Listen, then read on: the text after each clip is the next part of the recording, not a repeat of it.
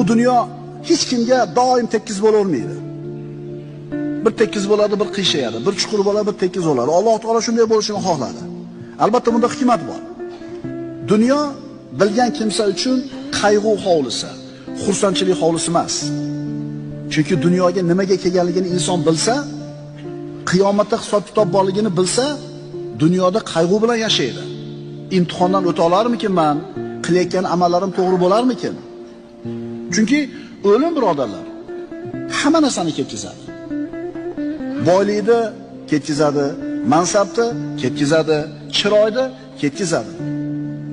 Kim buni anglagan bo'lsa, kengchiligi uchun xursand bo'lmaydi, shiddati uchun mahzun bo'lmaydi. Ogoh bo'linglar, albatta Alloh dunyoni imtihon hovlisi qilib yaratgan. Oxiratni esa mukofot hovlisi qildi.